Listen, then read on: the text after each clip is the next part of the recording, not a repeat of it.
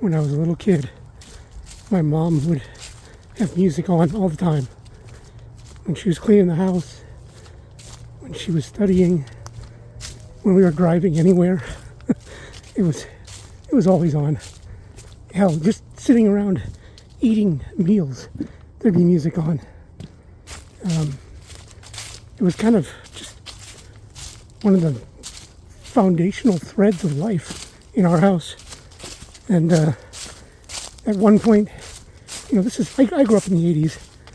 I was born in the late 70s, grew up in the 80s, and so Michael Jackson was really big. And she had the Thriller album, and we played that constantly. And one day, she was cleaning some vegetables or something, and the music was on, and she turned to me and she said, "Every moment in the river has its song." And maybe there's other conversation around that, but that phrase stuck with me. And she probably doesn't remember it. It was probably just some casual thing.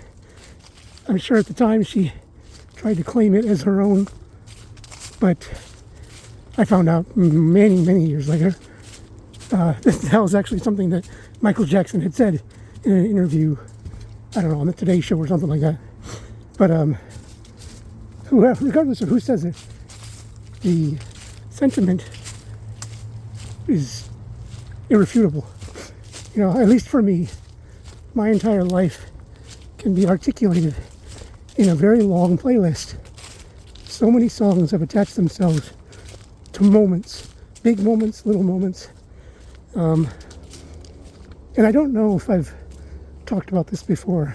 I know I repeat a lot of stuff on these videos because, well, I'm sure I've explained that I had a stroke in 2017 that kind of fucked over little corners of my ability to remember things. Usually my short-term memory. My long-term memory, as I'm going to explain soon, is freakishly and unfortunately good. But my short-term is such garbage that I probably repeat myself on these videos way too much. But anyways, music has attached itself to my memories my whole life. And because of that, when I started therapy a couple years ago, I was explaining that I hadn't been listening to music for several years. It used to be a constant thing for me, even way after I grew up and, left my parents' house and lived on my own. I had headphones on all the time. I listened to music nonstop everywhere I went. And then after the stroke in 2017, for some reason, I just kind of suddenly stopped listening to music for a while. And so when I started therapy, one of the first assignments that my therapist gave me was to just put on some music when I'm doing the dishes or when I'm playing basketball. Just put something on that I like.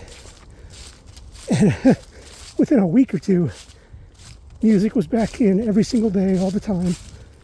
And it came back like it had never left.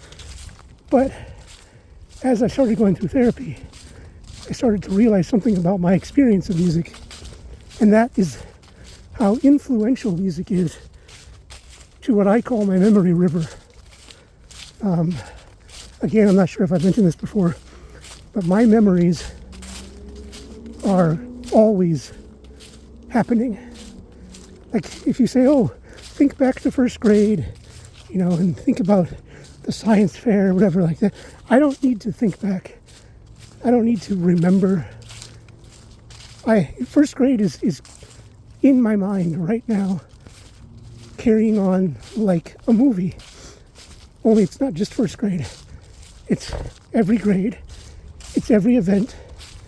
It's not a photographic memory, but I remember so much and in such fine detail that in some ways it might as well be a photographic memory. And where that really fucks me over is that all of it is going on simultaneously in the back of my mind. And not even so much in the back. I would say it's God, how do I describe this? You know how people use the phrase, your mind's eye? and how you can be looking out at stuff in reality, but also picturing something in your mind's eye. And so both of these visual experiences, not really literally visual in one case, but they're both visual in a sense. One is physically visual, the other was mentally visual. You can have that simultaneous experience of thinking about something in your mind's eye while also seeing things. Well, imagine your mind's eye always being open on thousands and thousands of screens. And on every screen is a different memory from your life. And they're all playing nonstop all the time. And if you focus on any one of them, it's like you're there again. It's like it's happening again. All the emotions are brand new again. All the sensations, it's happening all over again. So you don't focus on anyone. You try to ignore it. But then if you try to ignore any individual, then you really still have all of them playing at the same time. And it's incredibly overwhelming. And sometimes different events in life will make the memory river narrow. And what I mean by that is the thousands of screens, instead of showing thousands of different things, might show hundreds of different things loosely attached to whatever the event is that's going on in my life. And it's still random, it's still fully emotional, all of it the same way as normal, but it's much more concentrated. So like, if I'm in public and someone brushes against me in a way that I don't like physical touch, so any contact really bothers me. But if it's extra uncomfortable, memories of certain events in my childhood come flooding back. They take over large portions of the river. Other memories that have similar feelings that might not even have anything to do with touch, they're there too. Just it's almost like themes, associative themes, I guess. So this happens with everything. Food, smells, television shows, they all seem to have different influences on the contents and the focus of the memory river. And the biggest influence is music. So, I in some ways kind of got screwed by having music so much in my life, because so much of my life is attached to it now. And I love the music that I grew up with. But every time I listen to 80s playlists or 90s playlists or even early 2000s, when, basically I was at my worst. I was a monster at the end of the 90s and the beginning of the 2000s. So music attached to that really has a special hold on a part of the memory river. But it all dictates what's on my screens. And so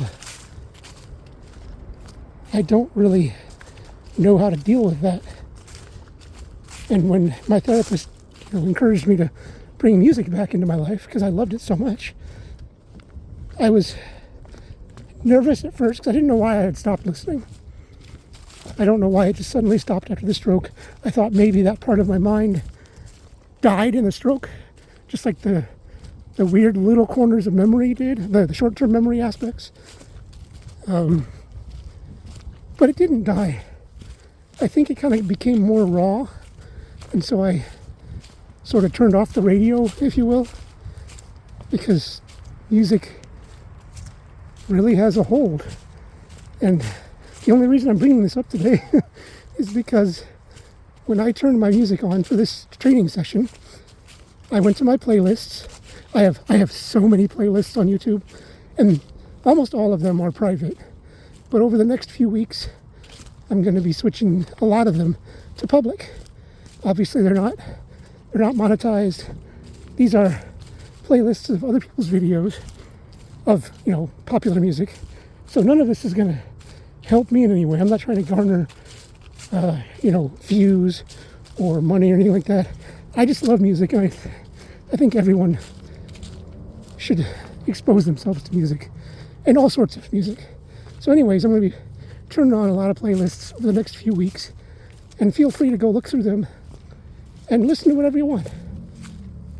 But I went to my playlists today, thought I was going to click on another Above and Beyond workout, because I love them, and I've mentioned that many times, I know that. I accidentally, as I was trying to put my stupid phone in my pocket, must have hit another playlist, because it started playing my favorite songs from 1978 through the early 90s. And I was already walking when it started, so I was like, fuck it, I'll let it play. I should go back. The reason that I listen to a lot of Above and Beyond and a lot of just techno and EDM in general is because it's very fluid. There aren't a lot of breaks in the songs, so there's not an easy way to attach memories. And also, like in the case of Above and Beyond, I didn't discover them until about 2 or 3 years ago. So there are no memories attached. And I didn't realize that that's why I loved listening to them so much. But it was because I could do this. I could get out here and train. I could listen to great music. And I wouldn't have to be completely overwhelmed by the memory river. It wasn't drowning me in whatever memories were attached to those songs. So today was probably the first time in a while that I've worked out listening to music that was attached to my life growing up, to my life as a teenager, all that stuff. And it was tough at times. Part of it was tough was because the music is so good. Oh my God. All you young people, I'm sure you've heard plenty of 80s music, and I'm sure some of you have, heard your parents playing it, and maybe you've grown fond of it. But some of you maybe haven't heard it, or haven't heard enough. But go ahead, check out those playlists. I have a whole series of playlists called Walk Down Amnesia Lane, and each one is for a different year.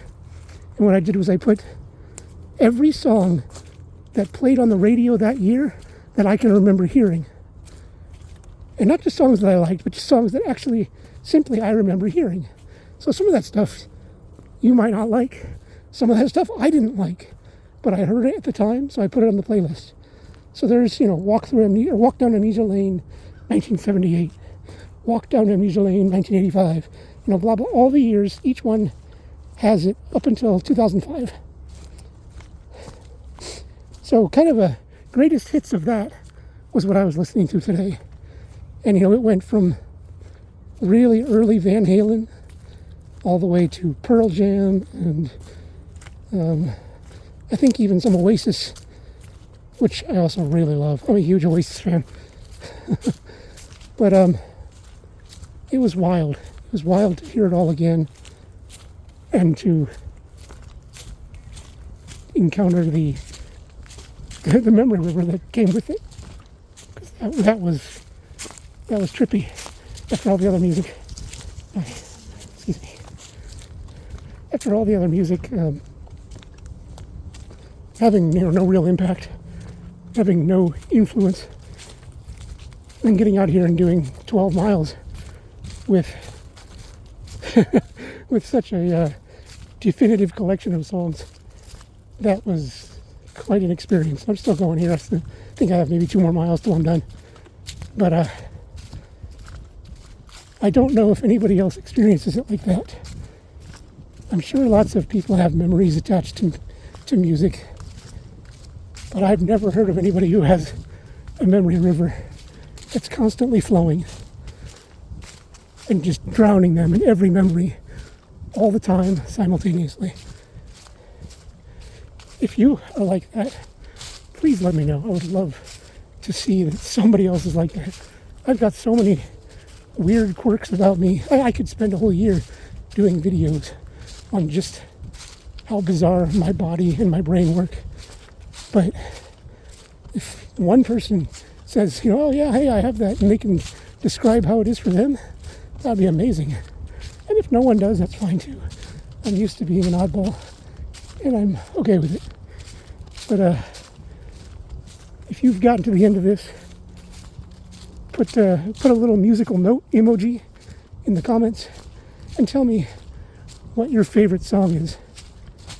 You don't have to pick one. You can pick as many as you want. But if you do have just one, that's fine too. I think if I had to pick a single song for my entire life, I would have to pick Echoes from Pink Floyd. And if I only had to pick two, it would be Echoes from Pink Floyd and Sinner Man. Not Cinnamon, Sinner Man from Nina Simone. But yeah, tell me your favorites. And I hope you're having a good afternoon. I made the weird choice of having my treat before doing my videos. Usually I wait till the end of shooting the video and then I get to eat, kind of as a reward for doing that. But I did it first, so now I just have to walk until the end. I should bring 2 treats. God, I'm hungry.